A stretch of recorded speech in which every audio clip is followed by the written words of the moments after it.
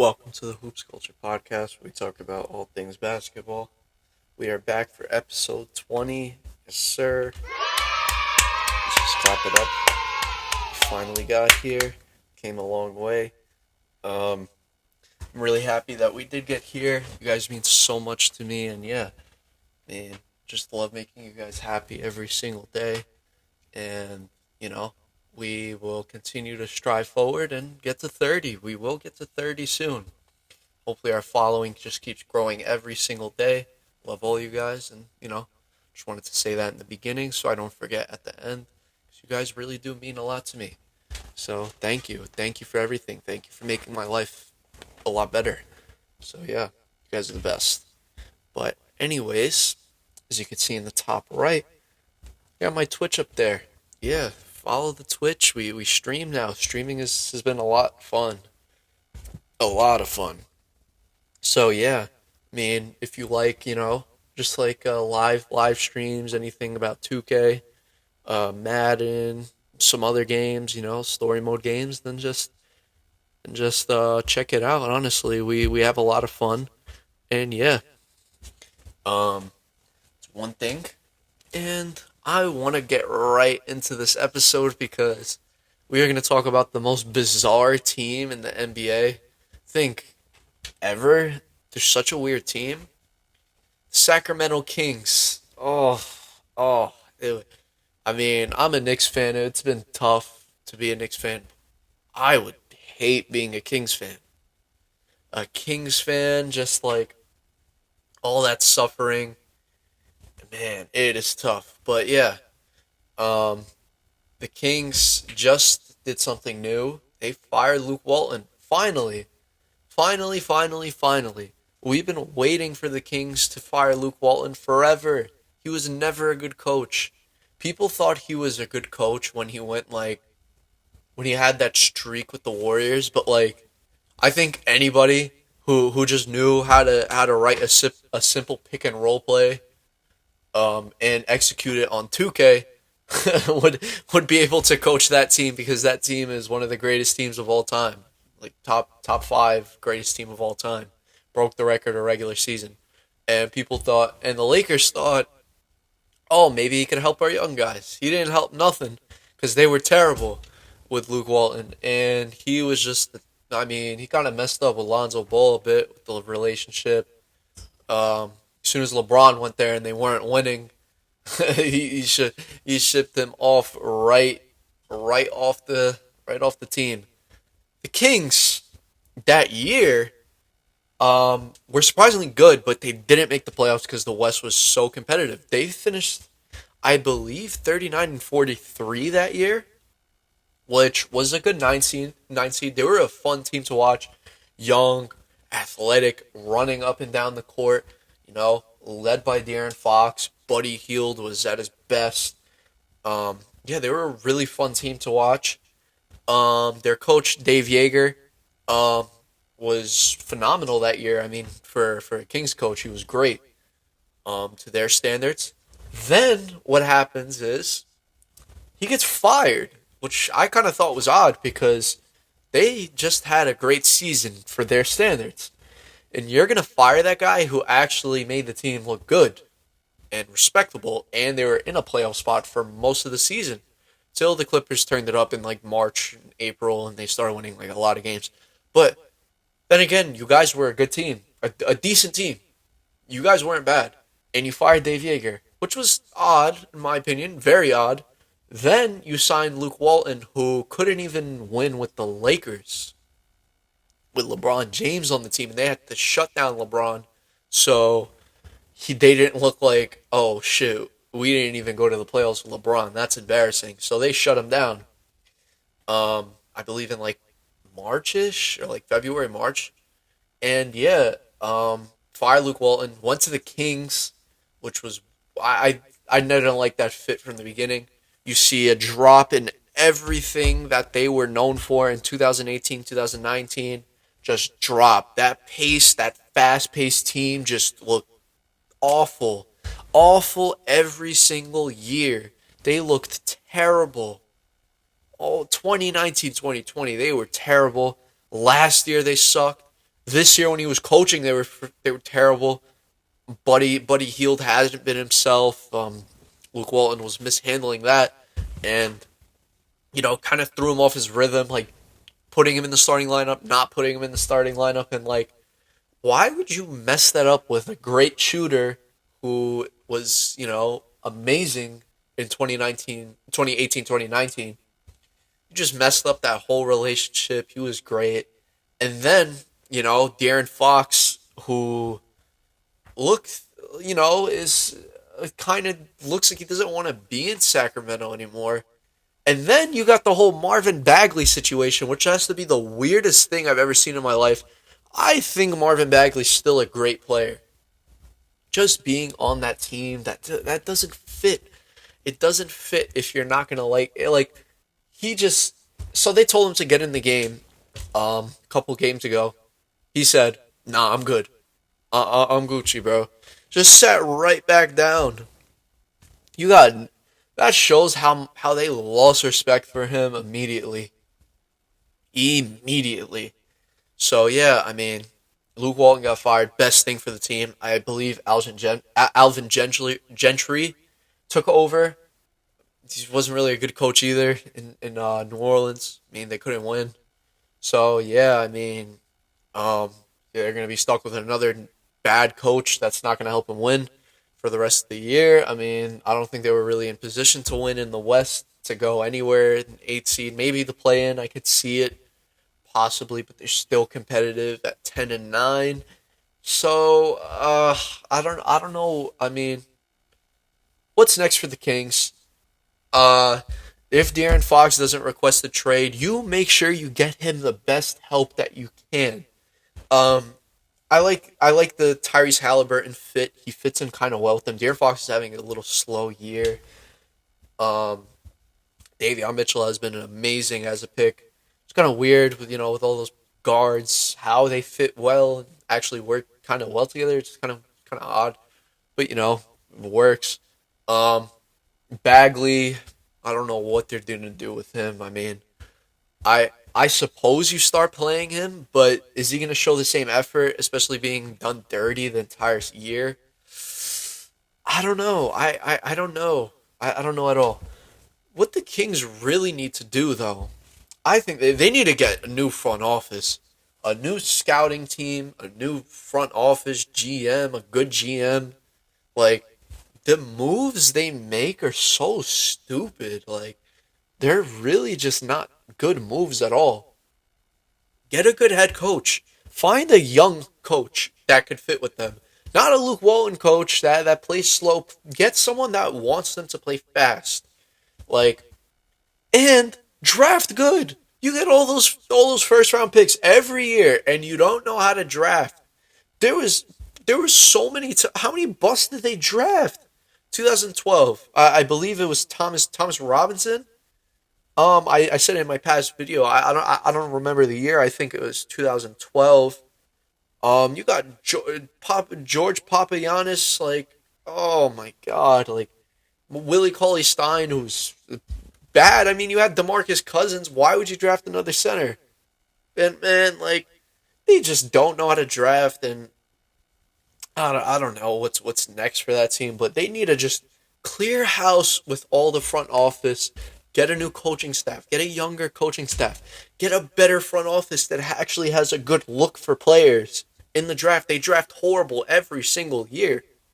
They're not going to be a playoff team. I know that, but look competitive. Look fun like they did in 2018, 2019. They were a fun team to watch. Fast paced. De'Aaron Fox, let him do his thing. Tyrese Halliburton's a great player. Buddy Hield, another great player. Davion Mitchell's going to be great in the league. A great defender. Man, like, they just, it's rough for them, man. It is very, very rough. I hope Kings fans pull through. They have a really loyal fan base. They have been cheated out of so much stuff, and like as fans, like 2000, I believe it was 2002 Western Conference Finals with the Lakers. All those refs just basically against Kings, and I do believe personally the league was out to get Sacramento. They didn't want Sacramento in the finals. They wanted the Lakers in the finals. I mean, yeah, LA Lakers, Kobe and Shaq, you were going to sell so many tickets with that. The viewership was going to go through the roof, especially if it was going to be their third year in a row, and they won the championship. But if you had Sacramento in there, they thought they probably weren't going to make a lot of money. I mean, it's just unfortunate, man, with the refs, and it. I really hope Sacramento finds some way to be good one year. Hopefully, I hope Sacramento fans just have a better mindset. Their mind is more clear when the Kings are winning. So yeah, that's what my thoughts on the Kings. Next, oh, this is kind of funny in a way. It's a little like funny talk just about like LeBron, the whole dirty player talk. So if you guys didn't know, you guys been living under a rock.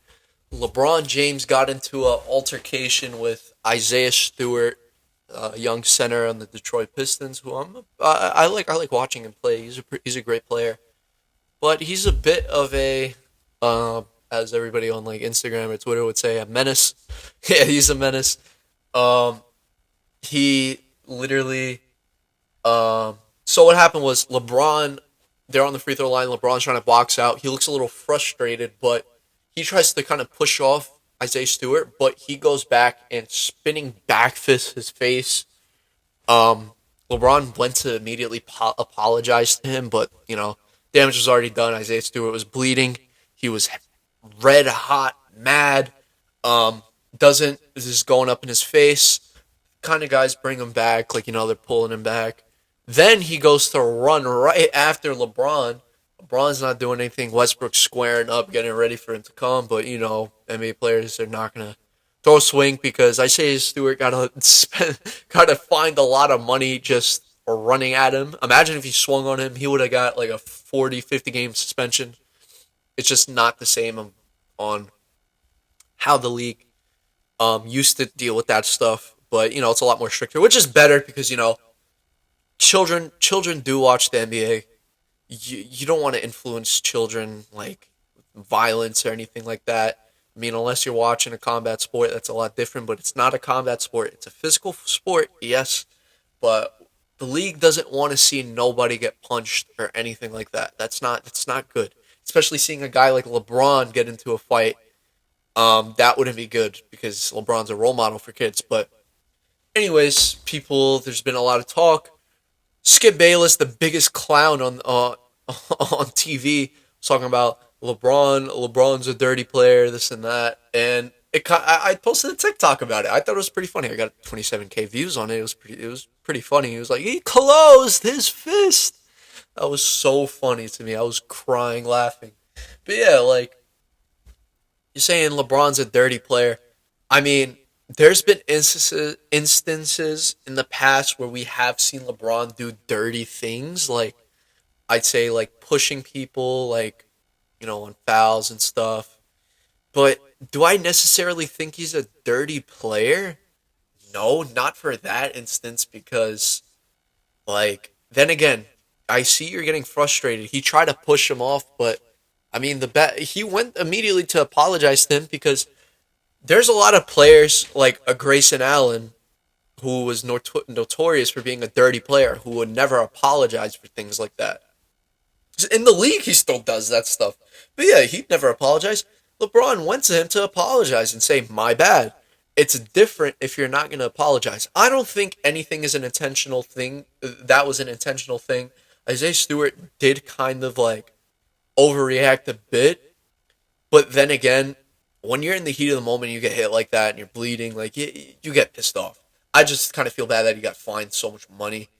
I mean, he's an NBA player, but like, bro, he got fined a lot of money, a lot of money. So yeah, that's unfortunate. But do I think LeBron's a dirty player? No, I believe that was an accident. Well, off of that instance, I don't think he's a dirty player, but I do think he's done dirtier things in the past because he hasn't apologized. It's different when you apologize. I think, in my opinion, you know. And I thought it was sincere. I mean, the guy went up to him and said, oh, look, man, I'm sorry. And then, stuff happened. But yeah, LeBron's not a dirty player at all. That's story done. Next, I want to talk about not a specific player.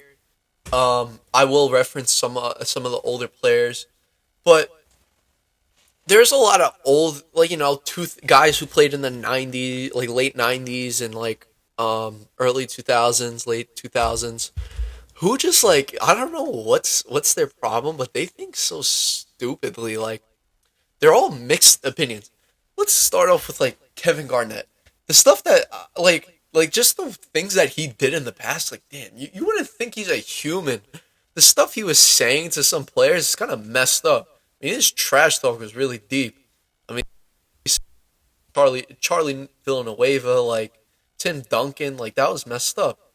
But um, one thing that kind of stood out to me, like about like how he kind of views like a lot of like the players in the leagues, calling them soft. I mean, yeah, we kind of see that they're kind of soft, but he was talking about LeBron saying, "Oh, I didn't think LeBron could beat all five of us in the Celtics when he was with Boston." And LeBron kind of did beat all five of you guys, in my opinion. He was saying, "Oh, the Celtics broke LeBron." I wouldn't say they broke LeBron. Cleveland kind of broke LeBron. Yeah, there's another guy I kind of respect. Um, Gilbert Arenas. Sometimes, yeah, he does have no chill. Like as in his IG, he's no chill Gil, but like he was kind of talking about like how the league just progresses every year. Like all the players, they get better, they get more skilled, and that's something a lot of older players can't like process in their brain. That like people are actually getting better and more skilled. And okay, to quote another a famous UFC fighter, George St. Pierre, he said, "Every athlete is improving. No athlete has gotten worse. Every athlete progresses and gets better." He was saying that I think I forgot who he was talking about and specifically, but yeah, he was saying like athletes don't like their athletic ability doesn't decrease like over the years, like new athletes and stuff. New athletes become more athletic than the older ones.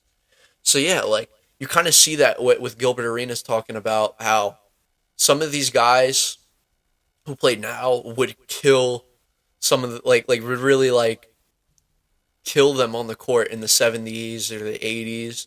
I mean, yeah, it's a lot different game, but like you can kind of see the skills change and stuff. So yeah, that was one thing I really wanted to talk about was just that. But you know, just how like some older players really do like think like they were like something they weren't at all. Like a Scottie Pippen, like you weren't MJ. You weren't MJ. I'm a Scotty fan, but you weren't MJ at all. I don't think you were MJ at all.